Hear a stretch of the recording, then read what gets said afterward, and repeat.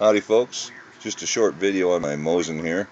It's a 9130 built in 1933 at the Izzy plant, and mostly this is just about a couple questions I have. I've watched a lot of videos, maybe all the videos on Mosins on YouTube, and I don't know that I've come across this yet. This is a numbers matching, non-re-arsenaled. As far as I can tell, there's no re-arsenal marks on the stock. There's no re-arsenal marks on the metal, and all numbers match. So from everything I can gather, this has not been re-arsenaled. It's some kind of a survivor. Wondering if anybody else has ever come across that before. If you have or know anything about it, feel free to comment. I'd love to know. Some of you are going to get really mad at me for this, and that's alright. I bought this rifle as a project rifle, sight unseen, and started my project. The stock was a typical Russian lacquer. Terrible, chipping away, super thick, god-awful. So yeah, I refinished it.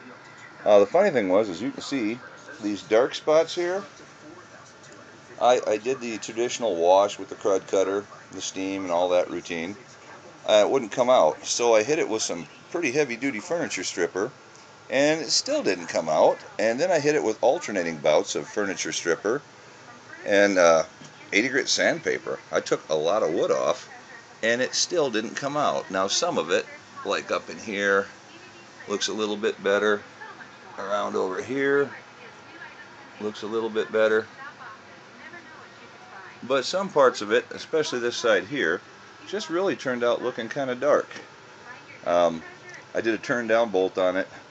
Yeah, I did, because as you can see here, I had a mount 11mm on the dovetail when I removed the rear sight. Sorry about the camera shake, it's a cell phone camera. I wasn't happy with it. The pistol scope performance, the rifle couldn't do what I wanted it to do. So I put the turn down bolt, did that, and did the traditional drill and tap scope mount, did that. And I applied a Leatherwood M1000. A lot of videos on YouTube on that. It's a really neat scope. Not going to go into too much detail. If you're interested, check it out. Basically, I'm pretty happy with the way it turned out.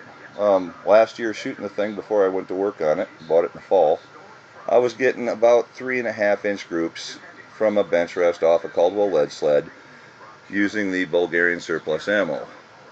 When I had this stock apart, everything else apart for that matter, I went ahead and I did some work which doesn't show now, but on the front hand grips here, top and bottom, I went ahead and I clearanced them.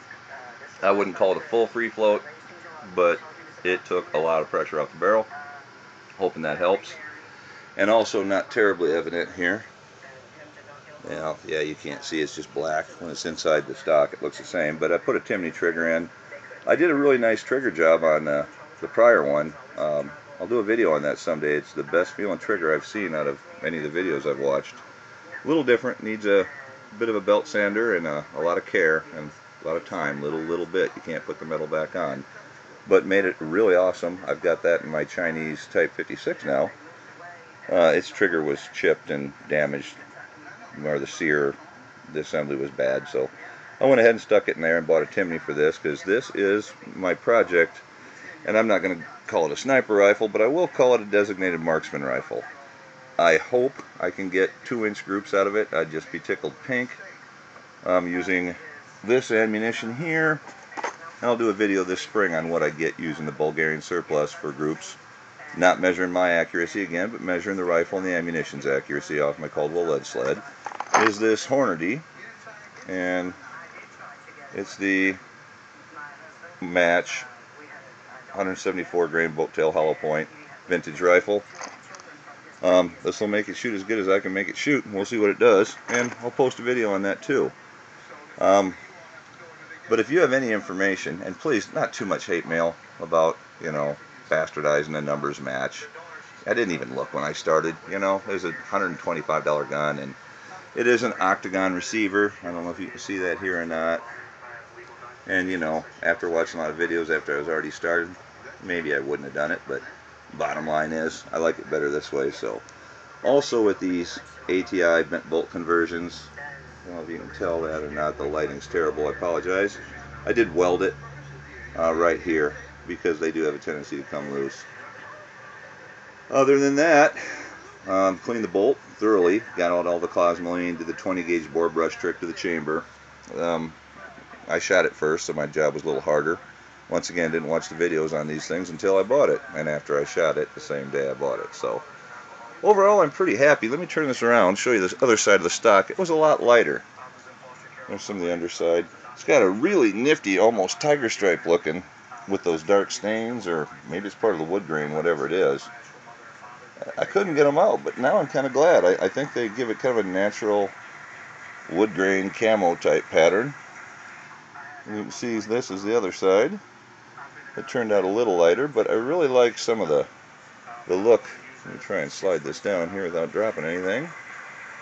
I'm pretty tickled. Damn shake. It turned out pretty darn nice. I used tung oil on it, and the low gloss variety. I did not want it to be all shiny. It kind of doesn't match the whole purpose of the rifle. And there's a little bit of view of the Leatherwood M1000. It's an auto-ranging rifle scope.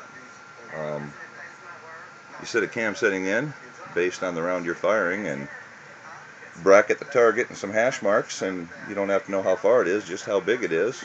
Bracket the thing and shoot the thing, and it's pretty darn slick. Anyway, if you got any answers for me on, is this common, is this rare? Oh, by the way, it was imported. There's the electric pencil marks by Century Arms International. I know. But it seems run-of-the-mill in that respect, but it is 100% the bolt, the butt plate, the mag here, the receiver. Everything has numbers matching, and they're not force matched. They're all the same. You know, I don't know if that's common or not. I haven't seen videos where anybody claims to have an all numbers matching, so I'm assuming that that's a little bit on the rare side. If you have any information, let me know, and I'll like I say, come spring or summer, I'll do an update video on what I get out of this thing for accuracy, and hopefully that'll end some of the debate I see on you know, what you can expect. We see some kids out there claiming they're minute of angle rifles, and you know, I think that's ridiculous. See other people claiming, you know, 8 inches on a good day, and that's also ridiculous. You know, bone stock form, I was getting 3 inch, so with Bulgarian surplus out of the Spam can. Just real quick, I'll do a video on this later.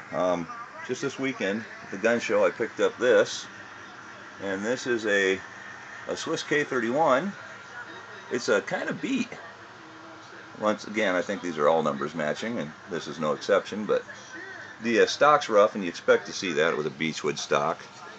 Best I can tell, this rifle was manufactured in 1957, but the bluing on the thing is really bad. Most videos you see on these, they have really good bluing, and this one is just really not good. The barrel, it's wore away. It's almost silver in a lot of places. Hell, it is silver. And it's just, it's kind of on the rough side. Let me see if I can get you a good one of the receiver here. Get some light on it. Where, like someone was carrying it with a sling, it's wore clear off. And I've never seen one with bluing quite this bad before. Other than that, the bore was in pristine condition. It looked brand new. Looked like a mirror in there. The bore light made it really too bright to get any detail. And it's a little rough as far as the metal work goes.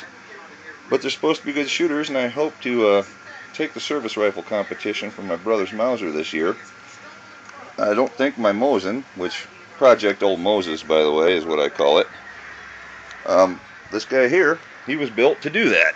Unfortunately, I just don't know that any Mosin nagant is going to be up to the group sizes that my brother's getting out of his Mauser with his hand load. So, I'm going to try one more year with this, and if I don't get it done, then Project Old Moses will yield the way to Project Swiss K31. I'll scope it, and I know they're capable of shooting groups equal to or better than a Mauser. But any information you have on this Mauser, 9130, 1933, made in the Izzy plant, all numbers matching, imported from Century, I'd love to know anything you can tell me on it, as far as rarity or collectability. And like I said earlier, please try and keep the you know, bad comments to a minimum. I know a lot of you guys aren't into modifying them, but it was a $125 rifle. They made 500 million of them, and you know, I bought it for a project. So thanks for watching, and any comments I'd appreciate. Have a good one.